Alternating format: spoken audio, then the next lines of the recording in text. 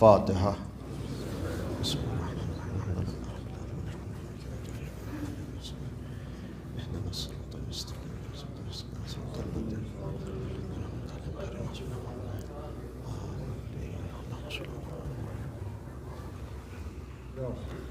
حضرات گزارش ہے ایک بار سورہ حمد اور 3 بار سورہ اخلاص کی تلاوت فرما کر مرحومہ کی روح کو اصال فرما دیجیے۔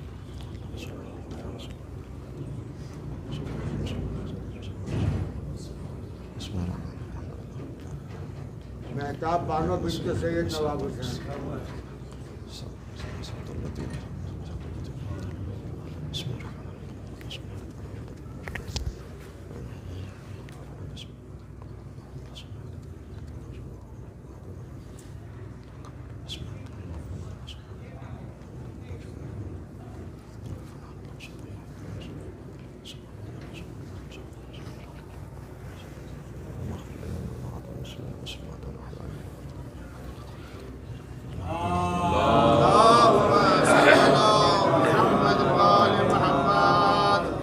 لا حول ولا قوة إلا بالله العلي العظيم۔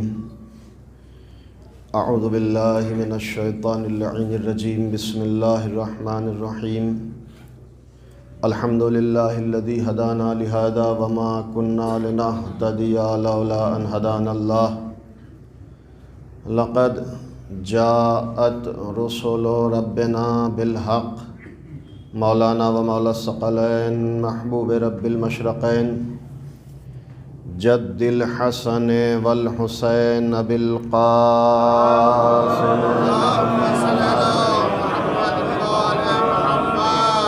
وعلى آل بیتہ الطیبین الطاہرین المعصومین المظلومین المنتجبین المنتخبین الذین اذهب اللہ عنہم الرجس وطہرہم تطہیرا۔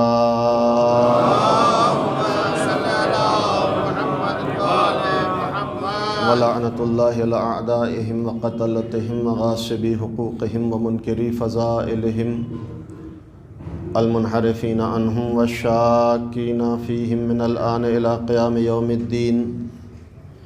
اما بعد فقد قال اللہ تبارک وتعالی فی کتابہ المبین وہو اصدق القائلین وقولہ الحق۔ بسم اللہ الرحمن الرحیم۔ من یعص اللہ ورسولہ ویتعد حدودہ یدخلہ نارا خالدا ولہ عذاب مہین۔ صلوات بھیجو محمد۔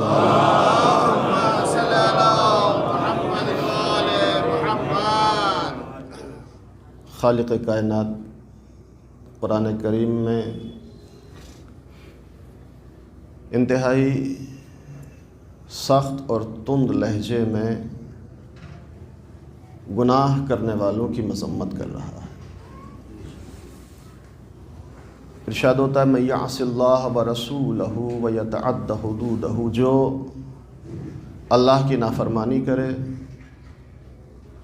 اس کے رسول کی معصیت کرے، ویتعد حدودہ، اور جو حدود الہی کو پامال کرے، جو حدود شریعت سے تجاوز کرے، تو اس کا نتیجہ کیا ہوتا ہے؟ یدخلہ نارا خالدا، خدا ایسے انسان کو ہمیشہ ہمیشہ کے لیے آتش جہنم کے حوالے کر دیتا ہے۔ وَلَهُ عَذَابٌ مَّهِينٌ، اور نہ صرف یہ کہ جہنم کے حوالے بلکہ اس کے لیے ذلیل کرنے والا عذاب ہے، خار کرنے والا عذاب۔ آیت کا لہجہ، اسلوب کی سختی اس بات کی طرف اشارہ کر رہی ہے کہ خدا گناہ کرنے والوں کو پسند نہیں کرتا۔ عزیز انسان گناہ کیوں کرتا ہے؟ گناہ کے اسباب کیا ہیں؟ انسانی زندگی پر گناہ کا اثر کیا ہوتا ہے؟ اور گناہوں سے کیسے بچا جا سکتا ہے؟ یہ مختلف سوالات ہیں جو اس موضوع کے ذیل میں اٹھائے جا سکتے ہیں، لیکن ذرا غور کیجئے، انسان گناہ کیوں کرتا ہے؟ اللہ نے اس کائنات کو خلعت وجود عطا کیا، زمین کا فرش بچھایا، آسمان کا شامیانہ تانا، آفتاب و ماہتاب کی روشن قندیلیں لگائیں، جمادات کو بھی پیدا کیا، انسان کو بھی وجود عطا کیا اور فرشتوں کو بھی خلق کیا۔ پوری کائنات کو سجانے کے بعد اپنی کائنات میں سے کسی کا بھی انتخاب نہ کیا، صرف اس انسان کا اپنے لیے خلیفہ کی حیثیت سے انتخاب کیا۔ یہ انسان خلیفۃ اللہ ہے۔ حتیٰ ملائکہ، جمادات بھی ہیں، حیوانات بھی ہیں، ملائکہ بھی ہیں، انسان بھی ہیں، لیکن اللہ نے اس انسان کے سر پر تاج کرامت سجایا، اس انسان کو تمغہ اشرفیت سے نوازا۔ آپ ذرا غور کیجئے کیوں؟ اللہ نے تمام موجودات میں اگر دیکھیں تو حیوانات ہیں، اللہ نے حیوانات کو صرف قوت شہوانی عطا کی، ملائکہ کو قوت عاصمہ عطا کی، لیکن انسان کو قوت شہوانی بھی عطا کی، قوت عاصمہ بھی عطا کی۔ کیا مطلب؟ اللہ نے حیوانات کو صرف قوت شہوانی عطا کی، مطلب یہ ہے کہ اگر کوئی حیوان اچھا کام انجام نہ دے تو تعجب نہیں ہونا چاہیے، اس کے اندر کوئی کنٹرولنگ پاور نہیں ہے۔ اگر ایک جانور کسی کے کھیت میں کچھ چر لے تو اس پر مقدمہ نہیں چلایا جا سکتا، اس کو سزا نہیں دی جا سکتی، چونکہ اس کے پاس قوت عاصمہ نہیں تھی، کنٹرولنگ پاور نہیں تھی۔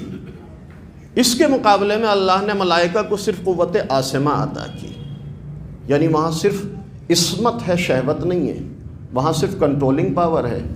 اب ملائکہ اگر برا کام انجام نہیں دیتے تو تعجب نہیں ہونا چاہیے، چونکہ برا کام انجام دینے کی صلاحیت ہی ملائکہ کے اندر قدرت نے نہیں رکھی۔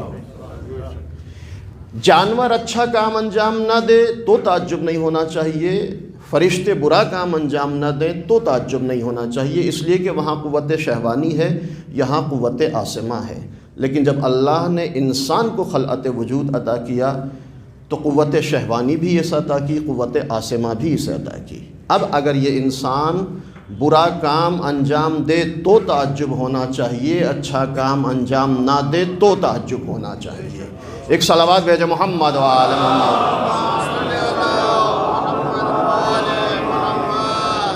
اب انسان اگر گناہ کرے تو تعجب ہونا چاہیے، چونکہ اللہ نے اس کو قوت عاصمہ عطا کی، کنٹرولنگ پاور عطا کی، گناہ سے بچنے کی قدرت عطا کی۔ لیکن یہ انسان گناہ کرتا ہے، گناہ کیوں کرتا ہے؟ توجہ چاہتا ہوں۔ اسباب گناہ کیا ہیں؟ بہت سارے علماء اخلاق نے گناہ کے اسباب بیان کیے ہیں، ان میں سے ایک سبب، میں اسباب گناہ بیان نہیں کروں گا، ان میں سے ایک سبب، گناہ کا ایک سبب جو روایات اور آیات میں بیان کیا گیا ہے وہ ہے جہالت۔ جب انسان کے وجود میں جہالت پائی جاتی ہو تو اس کے قدم آسانی سے گناہوں کی طرف بڑھ سکتے ہیں۔ لہذا مولا امیر المومنین حضرت علی بن ابی طالب علیہ السلام ارشاد فرماتے ہیں الجہل فساد کل امر، جہالت ہر برائی کی جڑ ہے، جہالت ہر فساد کی ابتدا ہے، الجہل اول کل ذنب، جہالت ہر گناہ کی ابتدا ہے، ہر برائی کی جڑ ہے۔ ہو سکتا ہے ذہنوں میں یہ سوال آئے کہ جہالت ایک سماجی برائی ہے، اس کا گناہ سے کیا تعلق ہو سکتا ہے؟ ایک سماجی برائی کا نام ہے جہالت، لیکن اس کا گناہ سے کیا رابطہ ہے، گناہ سے کیا کانٹیکٹ ہے؟ ایک مثال کے ذریعے اپنی بات کو واضح کرنا چاہتا ہوں۔ فرض کیجئے آپ کہتے ہیں کہ معصومین علیہ السلام گناہ نہیں کرتے، ان کے دامن کردار پر گناہ کی آلودگی نہیں پائی جاتی، کیوں؟ ذرا آپ غور کریں۔ معصوم کو معصوم کہتے ہی اس لیے ہیں کہ ان کے دامن کردار پر گناہ کا دھبا نہیں پایا جاتا۔ معصوم یعنی بے گناہ، معصوم گناہ کیوں نہیں کرتے؟ ذرا آپ نے کبھی غور کیا؟ میں مثال دینا چاہتا ہوں۔ انسان، یہ جہالت کیسے سبب بنتی ہے کہ انسان گناہ انجام دیتا ہے، گناہوں کا مرتکب ہوتا ہے؟ معصوم گناہ نہیں کرتے۔ آپ دیکھیں ایک شخص جو ہے وہ چوتھی منزل پر ہے، تیسری منزل پر کھڑا ہے، نیچے چھلانگ لگانا چاہتا ہے، لگا سکتا ہے یا نہیں؟ اس کے اندر قدرت ہے یا نہیں؟ پاور ہے یا نہیں؟ وہ چاہے تو خود کو اوپر سے گرا سکتا ہے، لیکن کبھی آپ نے دیکھا ہے کہ اگر انسان صحیح سالم انسان اگر نعمت عقل سے محروم نہیں ہے یا اس نے خودکشی کا ارادہ نہیں کیا ہے تو وہ کبھی بھی بلندی سے نیچے خود کو نہیں گراتا۔ کیوں؟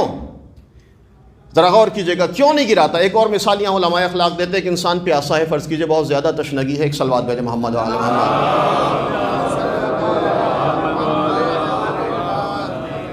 ایک دوسری مثال تقریب ذہن کے لیے، ایک پیاسا ہے، شدت ہے پیاس کی، پانی نہیں ہے، سامنے دیکھا کہ ایک نالا بہ رہا ہے، اس میں گندا پانی جاری ہے، یہ کتنا بھی پیاسا ہو چاہے تو اس گندے نالے کے پانی سے پانی حاصل کر کے اپنی پیاس کو بجھا سکتا ہے، لیکن کتنا بھی پیاسا کیوں نہ ہو یہ اس پانی سے استفادہ نہیں کرتا۔ کیا کسی نے روکا ہے؟ کیا کسی نے ہاتھ پکڑا ہے؟ نہیں، یہ قدرت ہے، یہ اختیار ہے، چاہے تو پی سکتا ہے لیکن نہیں پیتا، چاہے تو بلندی سے خود کو نیچے گرا سکتا ہے لیکن نہیں گراتا۔ کیوں؟ عزیزو توجہ چاہتا ہوں، یہ اس لیے یہ گندا پانی نہیں پیتا، اس لیے بلندی سے خود کو نیچے نہیں گراتا، اس لیے کہ ان دونوں کاموں کے نتیجے سے اچھی طرح باخبر ہے۔ یہ گندے نالے کے پانی کی کثافت اور گندگی کا عالم ہے، جاہل نہیں ہے، اس کی کثافت کو، اس کی گندگی کو اپنی آنکھوں سے دیکھ رہا ہے، اس کی کثافت سے باخبر ہے۔ اگر خود کو بلندی سے نیچے گرائے تو اس کام کے نتیجے کا عالم ہے، جاہل نہیں ہے، اس کام کے نتیجے سے باخبر ہے، بے خبر نہیں ہے۔ اب نہ یہ بلندی سے خود کو نیچے گراتا ہے، نہ گندے پانی سے استفادہ کرتا ہے، چونکہ باخبر ہے، بے خبر نہیں ہے۔ عزیزو، معصوم کو معصوم کہتے ہی اسی لیے ہیں کہ معصوم ہر گناہ کے نتیجے سے بالکل ایسے ہی باخبر ہوتا ہے جیسے انسان گندے نالے کے پانی کی کثافت اور نجاستوں سے باخبر ہوتا ہے۔ صلوات بھیجے محمد و آل محمد۔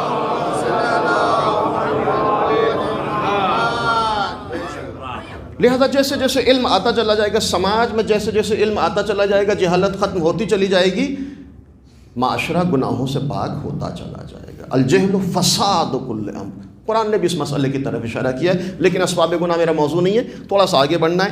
ایک مسئلہ اور، گناہ کا اثر انسان کی زندگی پر کیا ہوتا ہے؟ جب انسان گناہوں میں مبتلا ہوتا ہے تو اس کی پریکٹیکل لائف پر اس کا اثر کیا ہوتا ہے؟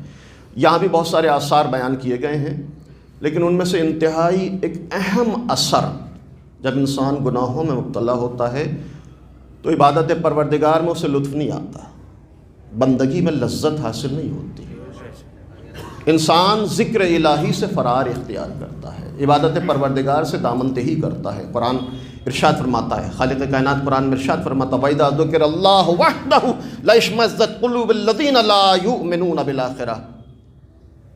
جب ان کے سامنے اللہ کا ذکر ہوتا ہے، عبادت کی گفتگو ہوتی ہے، اشمئزت قلوب الذین لا یؤمنون بالآخرہ، تو ان کا منہ ٹیڑھا ہو جاتا ہے، ان کو اچھا نہیں لگتا، ان کو پسند نہیں آتا ہے۔ یہ کون لوگ ہیں؟ ان کو آخرت پر ایمان نہیں ہے، انہیں قیامت پر ایمان نہیں ہے۔ جب اللہ کا ذکر ہوتا ہے تو پسند نہیں آتا۔ وَإِذَا ذُكِرَ مِن دُونِهِ، جب ذکر خدا کے علاوہ کوئی اور تذکرہ ہو، اِذَا هُمْ يَسْتَبْشِرُونَ، تو ان کے چہرے کھل اٹھتے ہیں۔ یہ گناہگاروں کی علامت ہے۔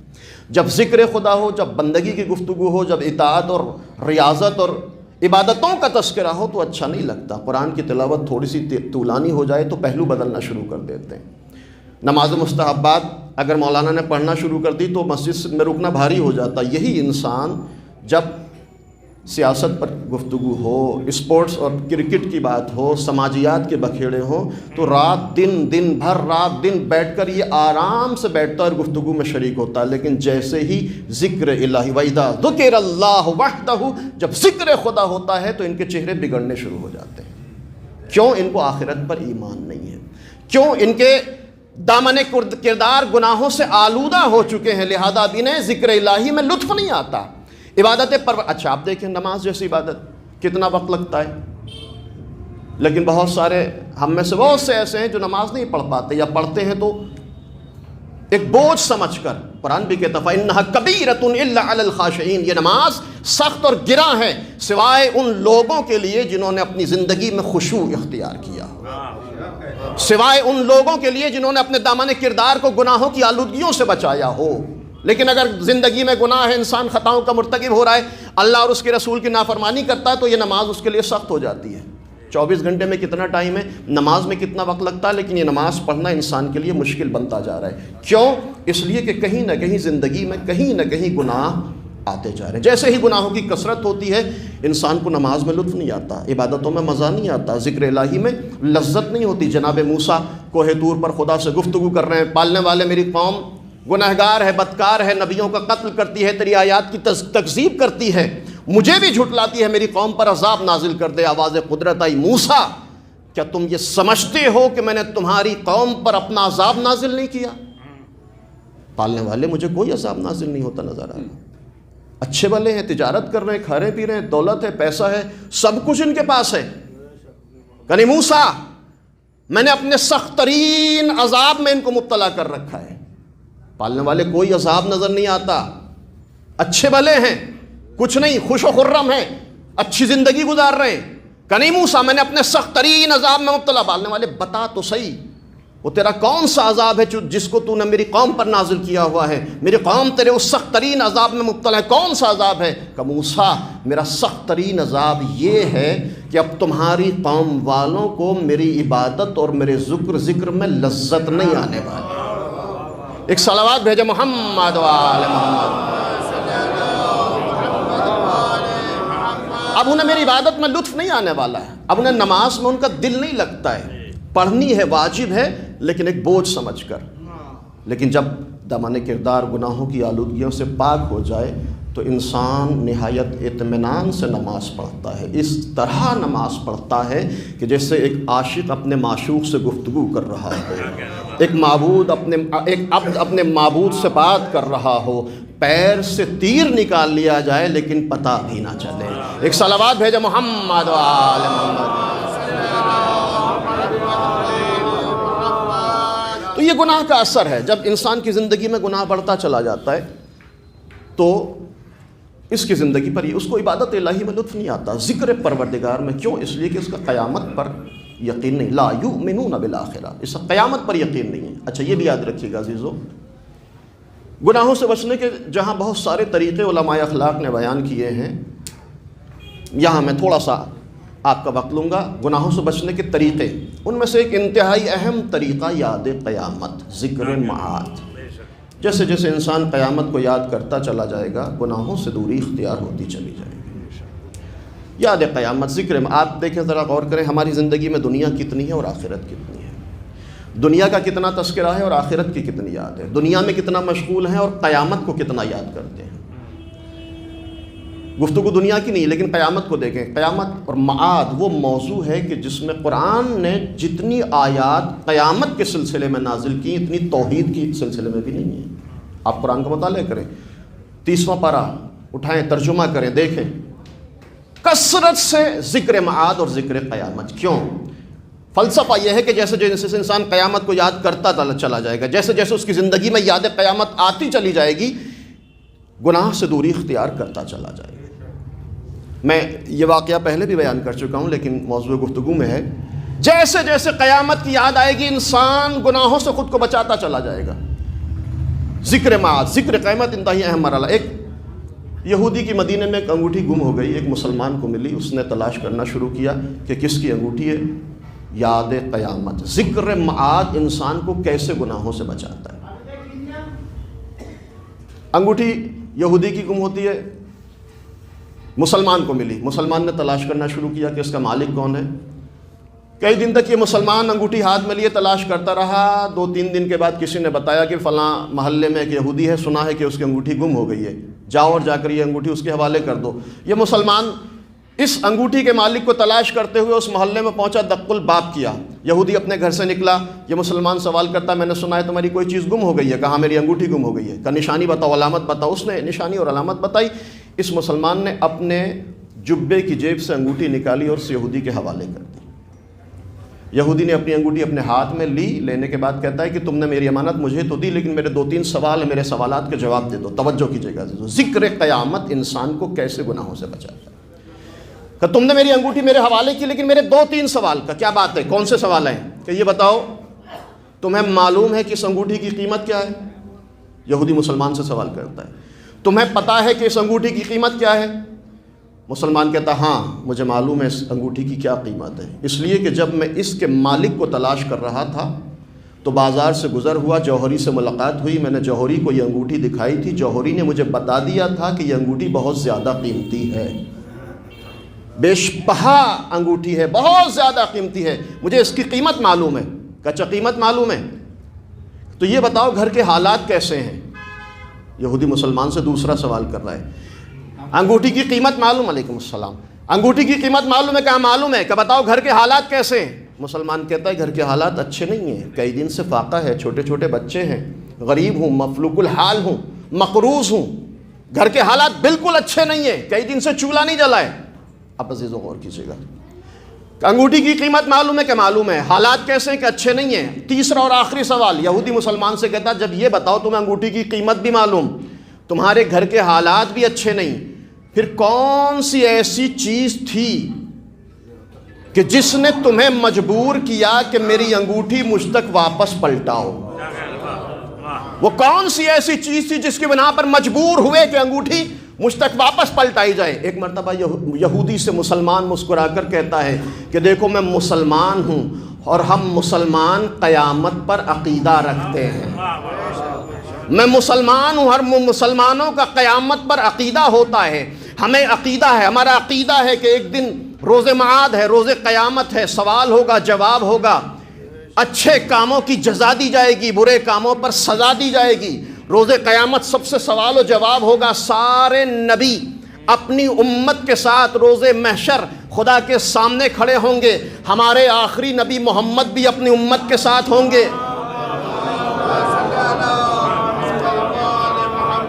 ہمارے آخری نبی اپنی امت کے ساتھ ہوں گے، تمہارے نبی موسیٰ اپنی امت کے ساتھ ہوں گے، ہمارے نبی اپنی امت کے ساتھ، تمہارے نبی موسیٰ اپنی امت کے ساتھ۔ جب سارے نبی اپنی امتوں کے ساتھ ہوں گے، روز قیامت، روز سوال، روز جواب، روز جزا اور روز سزا ہوگا، تو مجھے اس بات کا ڈر تھا کہ جب روز قیامت ہوگا میرے نبی اپنی امت کے ساتھ، تمہارے نبی اپنی امت کے ساتھ، تو اگر اس عالم میں تمہارے نبی موسیٰ نے میرے نبی محمد سے یہ سوال کر لیا کہ محمد تمہارے امتی نے میرے امتی کی امانت میں خیانت کر لی، تو مجھے اس عمل کی وجہ سے، میرے اس عمل کی وجہ سے روز قیامت میرے نبی کو شرمندگی کا سامنا کرنا پڑ جاتا۔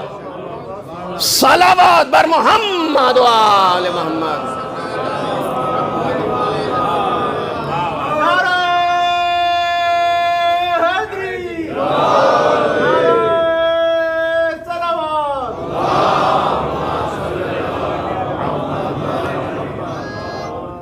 تو گناہوں سے بچنے کا ایک طریقہ یاد قیامت، ذکر معاد۔ جتنا انسان قیامت کو یاد کرتا چلا جائے گا آسانی۔ اگر آپ دیکھیں کوئی اسٹوڈنٹ ہے، اسے یہ کہہ دیا جائے کہ تمہارا کوئی ایگزام نہیں ہے، تمہارا کوئی ٹیسٹ نہیں ہے، تمہارا کوئی امتحان نہیں ہے، تو ایگزام کی وہ کتنا تیاری، کتنا پڑھے گا، اندازہ لگا سکتے ہیں۔ یہ قیامت ہماری زندگی کے آخری میں ایک ایگزام کی حیثیت رکھتا ہے۔ جس طرح اسٹوڈنٹ ایک ایگزام کے لیے تیاری کرتا ہے، اسی طرح انسان کو قیامت کے لیے تیاری کرنا چاہیے، معاد کے لیے تیاری کرنا۔ جیسے جیسے زندگی میں یاد قیامت آتی چلی جائے گی، انسان گناہوں سے بچتا چلا جائے گا۔ بہت سارے اسباب ہیں گناہوں سے بچنے کے۔ ایک سبب یہ ہے کہ اپنے خوراک پر کنٹرول۔ مولا امیر المومنین حضرت علی بن ابی طالب علیہ السلام ارشاد فرماتے ہیں نعماء المعاصی الشوا، پرخوری گناہوں کے لیے بہترین مددگار چیز ہے۔ جب انسان اپنی خوراک پر کنٹرول کرتا ہے تو آسانی سے گناہوں سے بچتا چلا جاتا ہے۔ اور امر بالمعروف نہی عن المنکر، جب معاشرے میں امر بالمعروف اور نہی عن المنکر ہو تو انسان آسانی سے گناہوں سے بچتا ہے۔ جہاں گناہ ہو رہا ہو، زمین گناہ جہاں فراہم ہو، وہاں سے فرار اختیار کرنا۔ آپ جانتے ہیں اگر فلاں پروگرام میں جائیں گے، فلاں جگہ شرکت کریں گے، فلاں جلسے اور فلاں جلوس اور فلاں شادی میں جائیں گے تو انسان گناہوں کا مرتکب ہو جائے گا۔ ضروری ہے کہ انسان وہاں سے خود کو بچائے۔ آیت اللہ دستغیب شیرازی ایک عجیب و غریب بات بیان کرتے ہیں۔ ہم اکثر و بیشتر کہتے ہیں لا حول ولا قوت اعوذ باللہ من الشیطان الرجیم، لیکن اس کے باوجود بھی شیطان کے شر سے محفوظ نہیں رہ پاتے۔ آپ نے دیکھا ہوگا یہ تاکید ہے کہ شیطان کے شر سے محفوظ رہنے کے لیے ذکر اعوذ باللہ من الشیطان الرجیم لا حول ولا قوت الا باللہ العظیم۔ لیکن بہت سارے اوقات، بہت اکثر اوقات ایسا ہوتا ہے کہ ہم یہ ذکر کرتے ہیں، اس کے باوجود بھی شیطان کے شر سے محفوظ نہیں رہ پاتے۔ کیوں؟ آخر وجہ کیا ہے؟ آیت اللہ دستغیب شیرازی فرماتے ہیں کہ ایک انسان، اس کے پاس گوشت ہے، روٹی ہے، قریب سے ایک بھوکا کتا گزرتا ہے۔ کتا بہت بھوکا ہے، کتے نے محسوس کر لیا کہ اس کے پاس میرا آذوقہ یعنی گوشت اور روٹی موجود ہے۔ بار بار اس انسان کے پاس جاتا ہے، یہ کتا، بھوکا کتا بار بار اس انسان کے پاس جاتا ہے۔ یہ آدمی اس کتے کو جھڑکتا ہے، بھگاتا ہے، ڈانٹتا ہے، کتا تھوڑی دیر کے لیے جاتا ہے، پھر واپس پلٹ آتا ہے۔ بار بار یہ آدمی کتے کو جھڑکتا ہے، بھگاتا ہے، لیکن کتا تھوڑا سا ڈر کے پھر واپس آتا ہے۔ کیوں؟ یہ کتا بھوکا ہے، اور اس کتے کا آذوقہ یعنی گوشت اور روٹی وغیرہ اس انسان کے پاس موجود ہے۔ آیت اللہ دستگیر شیرازی کہتے ہیں کہ تم اس کتے کو اس وقت تک نہیں بھگا سکتے جب تک اس کے آذوقے کو یعنی گوشت اور روٹی کو اپنے پاس سے دور نہ کر دو۔ توجہ کیجئے گا، انسان کتے کو بھگا تو سکتا ہے تھوڑی دیر، یہ واپس آ رہا ہے، کیوں واپس آ رہا ہے؟ اس کی چاہت کی چیزیں اس کے پاس موجود ہیں، اس کا آذوقہ اور اس کی خوراک اس کے پاس موجود ہے۔ جب تک اس چیز کو اپنے پاس سے دور نہیں کرے گا یہ کتا نہیں جانے والا۔ یہ انسان گیا اس گوشت کو، اس کھانے کو، اس کتے کی چاہت کی چیزوں کو، اس کے آذوقے کو اس نے جا کر کہیں دور رکھ دیا، تالے میں بند کر دیا، اب یہ کتا اس کے پاس نہیں آنے والا۔ شیطان ہمارا دشمن ہے، ہم پر حملہ کرتا ہے، ہم لاحول پڑھتے ہیں، شیطان ہم سے دور نہیں ہوتا۔ آیت اللہ دستگیر فرماتے ہیں اس لیے کہ شیطان کا آذوقہ حسد کی شکل میں، غیبت کی شکل میں، تہمت کی شکل میں، عداوت کی شکل میں، سوء ظن کی شکل میں، ان ساری شکلوں میں شیطان کی چاہت کی چیزیں آذوقہ ہمارے پاس موجود ہیں۔ جب تک ان چیزوں کو ہم اپنے طرف سے دور نہ کر لیں، شیطان جتنا بھی لاحول پڑھ لیں شیطان جانے والا نہیں ہے۔ ایک صلوات بھیجے محمد و آل محمد۔ جب تک زمین گناہ جہاں موجود ہے وہاں سے انسان دوری اختیار نہ کرے، انسان گناہوں سے بچنا اس کے لیے مشکل ہو جاتا ہے۔ توجہ کیجئے گا، تو ایک سبب گناہوں سے بچنے کا، ایک طریقہ جہاں گناہ کا زمینہ فراہم ہے وہاں سے انسان دوری اختیار کرے۔ آخری سبب، جلدی سے اپنی بات کو مکمل کرنا ہے، اذان سے پہلے مجھے انشاءاللہ مجلس ختم کرنی ہے۔ آخری چیز جو روایات اور آیات میں تاکید کی گئی ہے، گناہوں سے بچنے کا ایک بہترین طریقہ وہ یہ ہے کہ انسان نیک لوگوں سے دوستی اختیار کرے، بروں سے دوستی سے دوری اختیار کرے۔ یہ انتہائی اہم مرحلہ ہے۔ جب انسان بروں سے دوستی کرتا ہے تو آسانی سے گناہ میں مبتلا ہو جاتا ہے۔ کہتے ہیں کہ کسی کو پہچاننا ہے، جاننا چاہتے ہو کہ وہ انسان کیسا ہے تو خود اس کو مت دیکھو، اس کی سنگت کو دیکھو، اس کی بیٹھک کو دیکھو، اس کے دوست کو دیکھو۔ جیسا انسان کا دوست ہوگا ویسے ہی اس انسان کا کردار ہوگا۔ لہذا اس کی بیٹھک کو دیکھو، وہ کس کے ساتھ بیٹھتا ہے، بروں کے ساتھ بیٹھتا ہے یا اچھوں کے ساتھ بیٹھتا ہے، گنہگاروں کے ساتھ بیٹھتا ہے یا بے گناہوں کے ساتھ بیٹھتا ہے۔ انسان کی بیٹھک کو دیکھ کر انسان کو آزمایا جاتا ہے۔ بعض اوقات یہ کہہ دیا جاتا ہے کہ صاحب ہوگا کیسے بھی ہوگا، کسی بھی کردار کا مالک ہو، لیکن ہم سے کیا لینا، ہم تو اس کے ساتھ اٹھتے بیٹھتے ہیں، ہمارا دوست ہے یا ہمارا رشتہ دار ہے، آنا جانا ہے، قربت ہے، لہذا اس سے کیا فرق پڑتا ہے ہماری زندگی پر؟ ہمارا کام ہمارے ساتھ ہے، اس کا کام اس کے ساتھ ہے، ہمارا دین ہمارے ساتھ ہے، اس کا دین اس کے ساتھ ہے۔ ٹھیک ہے ہماری دوستی، ہم اس کے ساتھ اٹھتے بیٹھتے ہیں، لیکن عزیزو غور کیجئے گا، مولا امام علی نقی علیہ الصلوۃ والسلام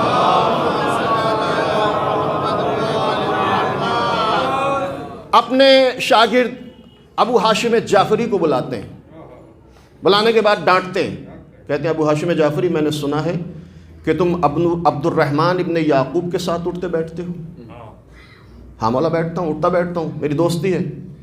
مولا کہتے کیا تم نہیں جانتے کہ وہ فاسد العقیدہ انسان ہے، وہ بد کردار انسان ہے، وہ گناہوں میں مبتلا ہوتا ہے، وہ گناہوں کا مرتکب ہوتا ہے، وہ خدا کے صفات اور ذات کی عینیت کا قائل نہیں ہے، خدا کی ذات کو الگ مانتا ہے، اس کی صفات کو الگ مانتا ہے، اس کی توحید کا عقیدہ خراب ہے، کیوں اس کے ساتھ اٹھتے بیٹھتے ہو؟ توجہ کیجئے گا، مولا اس کا دین اس کے ساتھ ہے، میرا دین میرے ساتھ ہے، میرا رشتہ دار ہے، میرا دوست ہے، اس کے ساتھ بیٹھتا ہوں، اس کے کردار سے متاثر نہیں ہو سکتا۔ اب توجہ کیجئے گا، جبین امامت پر شکن، کیوں اس کے ساتھ بیٹھتے ہو؟ کیا نہیں جانتے کو فاسد العقیدہ ہے، برے کردار کا مالک ہے؟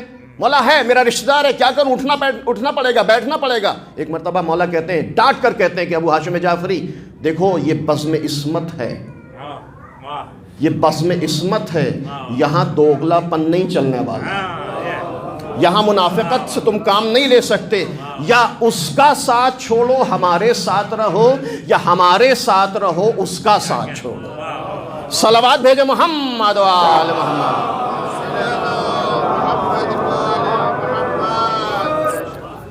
اب جو مولا نے سبب بیان کیا ہے، مولا کہتے ہیں کہ کیا تم اس بات سے نہیں ڈرتے کہ اس پر عذاب الہی نازل ہو اور تم بھی مشمول عذاب الہی ہو جاؤ، چونکہ اس کے ساتھ رہتے ہو، چونکہ تم نے اس کی ہم نشینی اختیار کی ہے، چونکہ تم اس کے جلیس ہو، ہم نشین ہو، اس کے ساتھ تم نے دوستی کی ہے، تو اگر عذاب کہتے ہیں نا کہ گیہوں کے ساتھ گھن بھی پستا ہے، اگر اس پر عذاب آئے گا، چونکہ تم اس کے ہم نشین اور جلیس ہو تو تم بھی مشمول عذاب الہی ہوگے۔ اور یہ ایک نفسیاتی بات ہے کہ جب انسان جس کے ساتھ بیٹھے گا اس کے کردار سے متاثر ہونا اس کے لیے یقینی ہے۔ حتیٰ حیوانات سے انسان اثر قبول کرتا ہے، انسان تو دور کی بات ہے۔ لہذا بڑی تاکید کی گئی ہے کہ خبردار برے کو دوست نہ بنانا، برے سے دوستی نہ کرنا، بد کرداروں کے ساتھ اٹھنا بیٹھنا نہیں، ان کے جلیس اور ان کے ہم نشین نہیں ہونا۔ بڑی خوبصورت ربائی شیخ سعدی کی ہے، بڑی مشہور ربائی ہے فارسی کی۔ ایک برے دوست کو زہریلے سانپ سے بدتر قرار دیا ہے شیخ سعدی نے، البتہ روایات کا ماحصل ہے۔ فرماتے ہیں کہ تا توانی بو گریز از یار بد، یار بد بدتر بود از مار بد۔ کہتے ہیں کہ جتنا ہو سکے برے دوست سے دوری اختیار کرو، جتنا ممکن ہو بروں سے دوری اختیار کرو، برے دوست سے فرار اختیار کرو۔ کیوں؟ کہ یار بد بدتر بود از مار بد، چونکہ برا دوست زہریلے سانپ سے بھی زیادہ خطرناک ہوتا ہے۔ تا توانی بو گریز از یار بد بدتر بود از مار بد، جتنا ہو سکے برے دوست سے دوری اختیار کرو، اس لیے کہ برا دوست زہریلے سانپ سے بھی زیادہ بدتر ہوتا ہے۔ زہریلا سانپ اور برا دوست کیا رابطہ ہے؟ اب جو بات بیان کی ہے دوسرے دو مصروں میں، تا توانی بو گریز از یار بد بدتر بود از مار بد، برا دوست زہریلے سانپ سے بھی بدتر ہے۔ کیوں؟ اس لیے کہ مار بد تنہا ترا بر جان زند، یار بد بر جان و بر ایمان زند۔ برے دوست سے دوری اختیار کرو، برا دوست زہریلے سانپ سے بدتر ہے، اس لیے کہ زہریلا سانپ صرف تمہاری جان کا خطرہ ہے، لیکن برا دوست جان کا بھی خطرہ ہے، ایمان کا بھی خطرہ ہے۔ صلوات بر محمد و آل محمد۔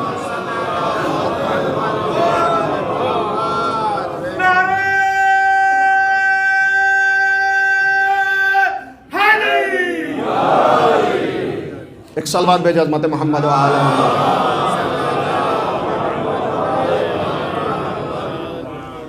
قرآن ابرار کی ہم نشینی کی تاکید کرتا ہے، نیک لوگوں کی، ابرار کے 9 صفات قرآن بیان کر رہا ہے، وقت محدود ہے، بیان نہیں کیے جا سکتے، لیکن تاکید ہے کہ بروں سے دوستی نہ کرو، بروں کے ساتھ ہم نشینی نہ ہو، بروں کے ساتھ اٹھنا بیٹھنا نہ ہو، بروں سے دوستی نہ ہو۔ امام حسن مجتبی علیہ الصلوۃ والسلام مولا فرماتے ہیں کہ ایسے انسان سے دوستی کرو کہ جب اس کو دیکھو تو خدا کی یاد آئے، جب اس سے گفتگو کرو تو قیامت کی یاد آئے۔ صلوات بھیجے محمد و آل محمد۔ انتہائی اہم ہے دوستی، خصوصاً جوانی۔ انسان برے دوستوں کا جب انتخاب کرتا ہے تو انحراف اور سرکشی کی طرف آسانی سے بڑھ جاتا ہے، طغیانی اس کی زندگی میں آنا شروع ہو جاتی ہے۔ کیسوں سے دوستی اختیار نہ کریں، ایک بڑی مشہور روایت ہے، بیان اکثر و بیشتر علماء منبر سے بیان کرتے ہیں، امام زین العابدین علیہ السلام۔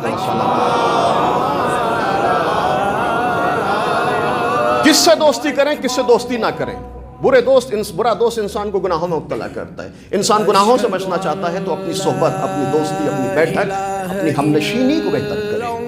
مولا چوتھے امام 5ویں امام سے نصیحت کرتے میرے لال 5 طرح کے لوگوں سے دوستی نہ کرنا۔ سن چکے ہیں یہ روایت، مجھے تذکرتاً آپ کی خدمت میں بیان کرنی ہے۔ مولا کہتے ہیں چوتھے امام 5ویں امام سے نصیحت کرتے ہیں میرے لال بیٹا 5 قسم کے لوگوں سے دوستی نہ کرنا۔ بابا کون سے کس طرح کے لوگوں سے دوستی نہ کرنا؟ مولا کہتے ہیں کہ پہلے گروہ، مولا کہتے ہیں میرے لال خبردار کبھی بخیل اور کنجوس سے دوستی نہ کرنا، اس لیے کہ بخیل کنجوس تم سے فائدہ اٹھانا چاہے گا، تم کو فائدہ نہیں پہنچا سکتا۔ یہ نفسیاتی گفتگو ہے، آپ دیکھ سکتے ہیں، آپ کسی بخیل سے کنجوس سے دوستی کریں، دیکھیں آپ کی زندگی جو ہے نا کس گھرے پر چلنا شروع ہو جاتی ہے۔ مولا کہتے ہیں بخیل سے دوستی نہ کرو، اس لیے کہ بخیل تم سے فائدہ پہنچائے گا، تم کو فائدہ نہیں پہنچا سکتا۔ روایت میں آیا ہے کہ بخیل کے لیے البخیل بعید من اللہ و بعید من الناس و قریب من النار۔ کنجوس انسان اللہ سے بھی دور ہوتا ہے، لوگوں سے بھی دور ہوتا ہے، لیکن آتش جہنم سے قریب ہوتا ہے۔ بخیل کے لیے روایت ہے بخیل کے لیے مولا امیر المومنین حضرت علی بن طالب علیہ الصلوۃ والسلام، مولا بخیل کی حالت زار پر افسوس کرتے ہوئے کہتے ہیں کہ یہ انسان کتنا بدبخت ہے، زندگی فقیروں جیسی گزارتا ہے، حساب امیروں جیسا لیتا ہے۔ ایک صلوات بھیج دیں محمد و آل محمد۔ بہرحال بخل، اسلام انتہائی مذمت کرتا ہے بخل اور کنجوسی، لیکن مولا کہتے ہیں کہ 5 طرح کے لوگوں سے دوستی نہ کرنا۔ بخیل سے دوستی نہ کرنا اس لیے کہ تم سے فائدہ اٹھائے گا، تم کو فائدہ نہیں پہنچائے گا۔ اس کے بعد مولا کہتے ہیں دیکھو قاطع رحم سے دوستی نہ کرنا۔ قاطع رحم کسے کہتے ہیں؟ جو رشتہ داروں سے رابطہ نہ رکھے۔ اس کے مقابلے میں صلہ رحم ہے، صلہ رحم کی تاکید کی گئی ہے، صلہ رحم کے بڑے فضائل بیان کیے گئے ہیں، لیکن قاطع رحم جو رشتہ داروں سے رابطہ نہ رکھے۔ میں اکثر و بیشتر کہتا ہوں، اکثر ہم کیا کہتے ہیں بڑے شہر میں رہتے ہیں، ٹائم نہیں ہے، زندگی مصروف ہے، بات نہیں ہو پا رہی ہے، مشکلات کا شکار ہیں، بہانہ انسان ملاتا ہے۔ لیکن عزیزو اگر زندگی مشغول ہے، شیڈول بزی ہے، مصروفیات زیادہ ہیں، مسائل زیادہ ہیں، تو اللہ نے آج کی دنیا میں وسائل بھی زیادہ کر دی۔ انسان چاہے تو یہ کام آسانی سے انجام دیتا ہے۔ مولا کہتے ہیں کہ خبردار میرے لال، قاطع رحم سے جو رشتہ داروں سے اچھا رابطہ نہ رکھے اس سے دوستی نہ کرنا، اس لیے کہ قرآن نے 3 مقامات پر قاطع رحم پر لعنت کی۔ قاطع رحم پر لعنت کی۔ مولا کہتے ہیں قاطع رحم سے دوستی نہ کرنا۔ اس کے بعد مولا کہتے ہیں میرے لال، شرابی سے دوستی نہ کرنا۔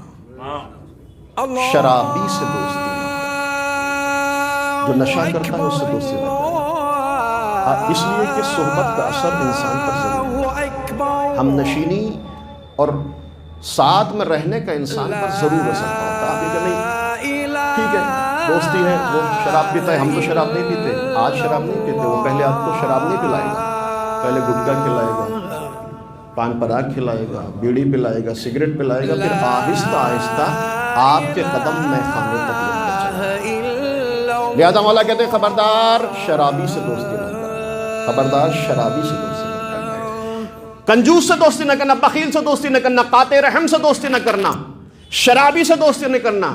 اس کے بعد مولا کہتے ہیں خبردار احمق اور بے وقوف سے دوستی نہ کرنا، اس لیے کہ وہ تم کو فائدہ پہنچانا چاہے گا لیکن نقصان پہنچا دے گا۔ آپ دیکھیں نادان جو انسان ہوتا ہے نا، یہ بڑا وہ بیچارہ فائدہ پہنچانا چاہتا ہے لیکن ہمیشہ وہ نقصان پہنچائے گا، چونکہ نادان ہے، اس کے پاس عقل نہیں ہے، نعمت عقل سے محروم ہے۔ لہذا مولا کہتے ہیں خبردار احمق اور بے وقوف سے دوستی نہ کرنا۔ آخری جملہ، چوتھے امام، 5ویں امام سے نصیحت کرتے ہیں میرے لال، گنہگار سے دوستی نہ کرنا، ایسے انسان سے دوستی نہ کرنا جو اللہ اور اس کے رسول کی نافرمانی کرتا ہو، اس لیے کہ وہ گنہگار ہے، تمہارے دامن کردار کو بھی گناہوں میں آلودہ کر دے گا۔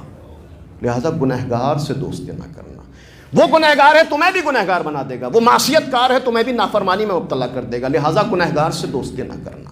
توجہ کیجئے گا، گنہگار کی دوستی اثر کیا ہوتا ہے؟ ایک یہودی کی ایک مسلمان سے دوستی تھی، آخری کلام ہے، دوستی اتنی زیادہ تھی کہ یہ دوستی شراکت میں تبدیل ہو گئی، پارٹنرشپ، بزنس اور تجارت ساتھ میں انہوں نے شروع کر دی۔ کافی دن تک ان کی تجارت، ان کی پارٹنرشپ ساتھ میں چلتی رہی، لیکن ایک دن یہودی نے دیکھا کہ مسلمان تنہائی میں شراب پی رہا ہے۔ توجہ کیجیے گا، مولا کہتے ہیں خبردار گنہگار سے دوستی نہ کرنا، دھوکہ دے گا تم کو، تمہیں گناہوں میں مبتلا کرے گا۔ یہودی کی مسلمان سے دوستی اتنی شدت کہ تجارت، کافی دن تک تجارت چلتی رہی۔ ایک دن یہودی نے دیکھا مسلمان تنہائی میں، خلوت میں، سناٹے میں شراب پی رہا ہے، دیکھا لیکن کچھ نہیں کہا۔ جب شام کا وقت ہوا، شام کے وقت دونوں کا حساب کتاب ہوتا ہے، ڈیلی حساب کتاب کرتے ہیں، شام کا وقت حساب کتاب ہوا، حساب کتاب مکمل ہوا، تو اب یہ یہودی اپنے اس مسلمان دوست سے کہتا ہے کہ دیکھو آج کے بعد سے میں تمہارے ساتھ تجارت نہیں کرنے والا، تجارت ختم، دوستی ختم، آج کے بعد سے تمہارا راستہ الگ، میرا راستہ الگ۔ توجہ کیجیے گا، یہودی مسلمان سے کہہ رہا ہے کہ آج کے بعد سے میں تمہارے ساتھ تجارت نہیں کر سکتا، تمہارا راستہ الگ ہے، میرا راستہ الگ ہے۔ مسلمان کہتا ہے کیوں؟ کون سا میں نے ایسے کام انجام دیا کہ جو تم تجارت بھی ختم کر رہے ہو اور دوستی بھی ختم کر رہے ہو، تعلقات کو ختم کر رہے ہو؟ یہودی کہتا ہے کہ میں نے دیکھا کہ تم سناٹے میں، خلوت میں، تنہائی میں شراب نوشی کر رہے ہو، تم مسلمان ہو اور اسلام میں شراب نوشی حرام ہے، تم نے شراب پینے کے بعد اپنے خدا کے حکم کی مخالفت کر کے اپنے خدا کو دھوکہ دیا۔ توجہ کیجیے گا، مسلمان تعجب کرتا ہے کہ بھئی میرے شراب پینے سے تجارت کیوں ختم کی جا رہی ہے؟ دوستی کیوں ختم کی جا رہی ہے؟ میں نے شراب پی، میرا کام تھا، تمہیں تو میں نے کوئی نقصان نہیں پہنچایا، تمہاری دوستی اور تمہاری تجارت کو تو کوئی نقصان نہیں پہنچایا، تو پھر یہ دوستی بھی ختم کی جا رہی ہے اور تجارت بھی، آخر وجہ کیا ہے؟ توجہ، بڑا عجیب جواب یہودی دیتا ہے کہ ہاں ظاہری اعتبار سے تو کوئی مسئلہ نہیں ہے، لیکن اگر حقیقت میں دیکھا جائے تو بہت زیادہ مسئلہ ہے۔ کہ مسئلہ کیا ہے؟ کہ میں نے دیکھا کہ تم تنہائی میں، خلوت میں، سناٹے میں، اکیلے میں شراب نوشی کر رہے ہو، اور تم مسلمان ہو، اسلام میں شراب نوشی حرام ہے، تم نے شراب، تنہائی میں شراب پینے کے بعد اپنے خدا کو دھوکہ دیا، اور جو انسان خدا کو دھوکہ دے سکتا ہے وہ دوست کو بھی دھوکہ دے سکتا ہے۔ صلوات بر محمد و آل محمد۔ جب تم خدا کو دھوکہ دے سکتے ہو تو دوست کو بھی دھوکہ دے سکتے ہو۔ لہٰذا گناہگار سے دوستی نہ کرنا، یہ انسان آسانی سے گناہوں کی طرف انسان کو لے جاتا ہے۔ عزیزو، دو کردار ہیں، کوفہ ہے، دو کردار ہیں، قاضی شریح بھی کوفے میں رہتا ہے اور حبیب ابن مظاہر بھی کوفے میں رہتے ہیں۔ دونوں کرداروں میں نمایاں فرق ہے۔ جس نے بروں کی صحبت اختیار کی وہ قاضی شریح بن گیا، جنہوں نے اچھوں سے دوستی کی وہ حبیب ابن مظاہر بن گیا۔ اب دیکھیں، کردار سے کردار ملاتے چلے جائیں۔ قاضی شریح بھی بڑا اچھا انسان تھا، قاضی تھا، مولا علی نے منتخب کیا تھا، مولا علی کا منتخب قاضی تھا، لیکن بروں سے غمنشینی، بروں سے دوستی اس انجام کار پر لے آئی کہ حسین ابن علی کے قتل کا فتویٰ دیا۔ یہ بروں کی سنگت کا نتیجہ ہے، بروں کے ساتھ دوستی کا نتیجہ ہے۔ لیکن جس کردار نے ایسی دوستی اختیار کی کہ حسین کربلا سے خط لکھ رہے ہیں، میرا دوست حبیب ابن مظاہر۔ توجہ، یہ کردار کی بلندی کا نام ہے، یہ ابرار کی ہم نشینی کا نتیجہ ہے، یہ اچھوں کے ساتھ اٹھنے بیٹھنے کا نتیجہ ہے، یہ اچھوں سے دوستی کا نتیجہ ہے کہ امام وقت خط لکھتا ہے، حبیب میں کربلا میں نرغ اعداء میں گھر چکا۔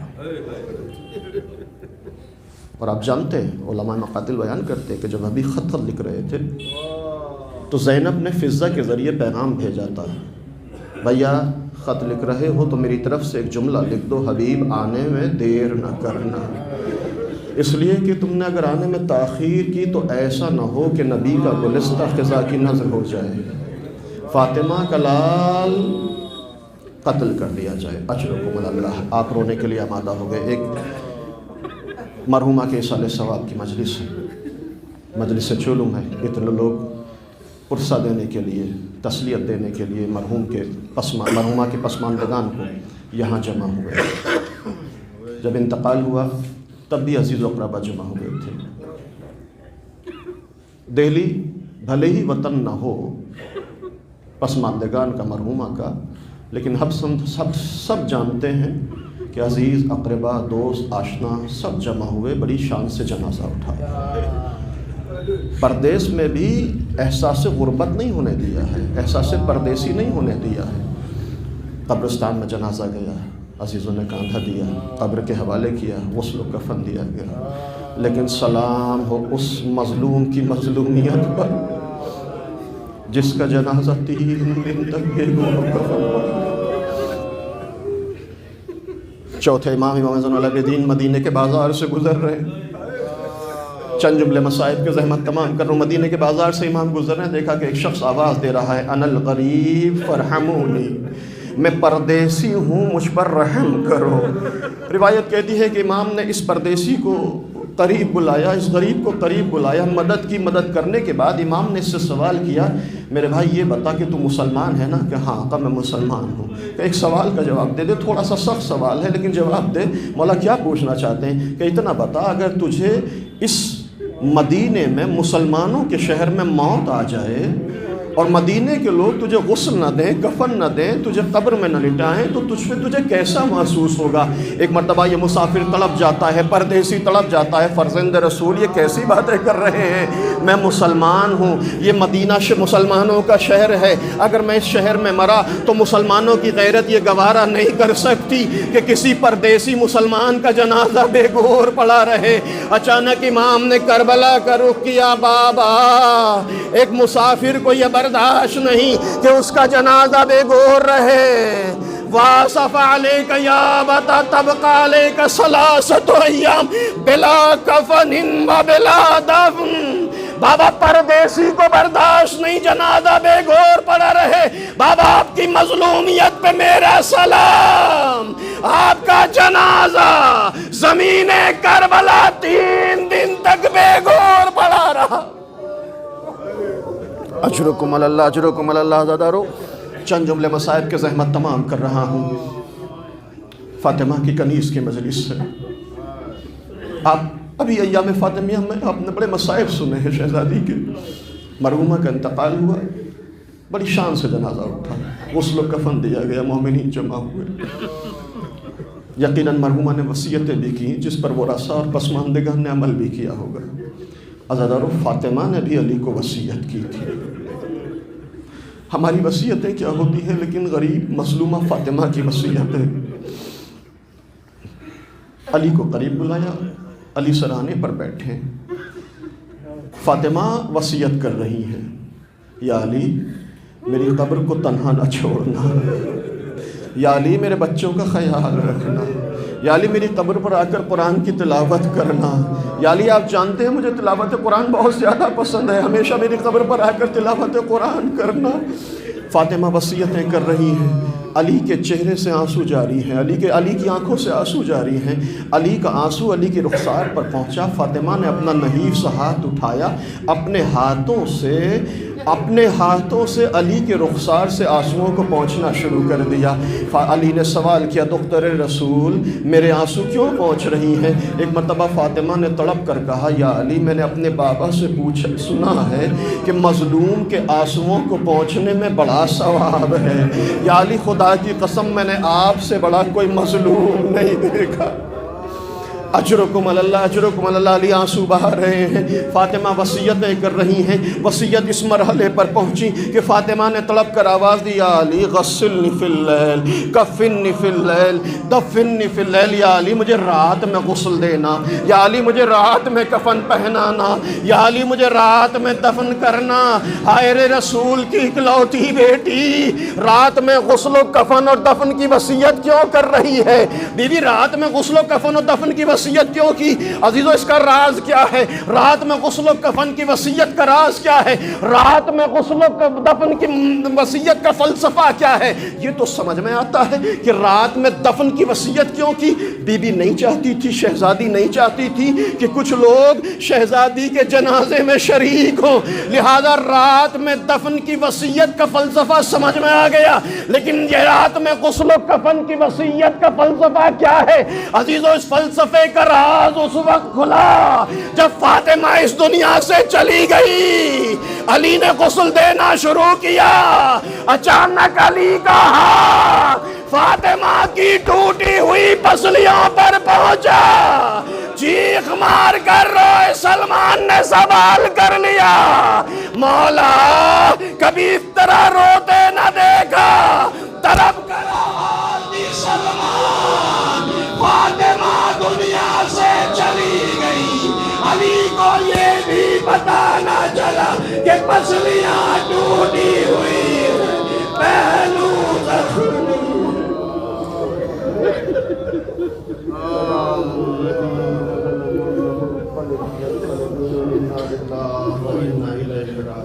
الہی رحمت محمد وانت المرحوم، الہی رحمت علی وانت العالی، الہی رحمت فاطمہ وانت فاطر السماوات والارض، الہی رحمت الحسن وانت المحسن، الہی رحمت الحسین وانت قدیم الاحسان، الہی رحمت الائمہ التسعۃ الطاہرین من ذریۃ الحسین علیہ الصلوۃ والسلام۔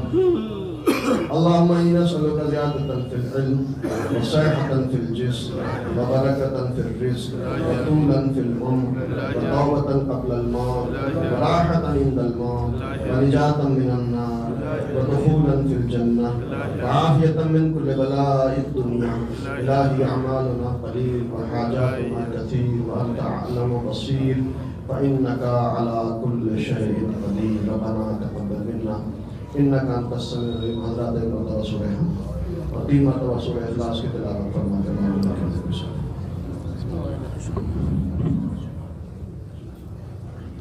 احتاب بانو بنت نواب حسین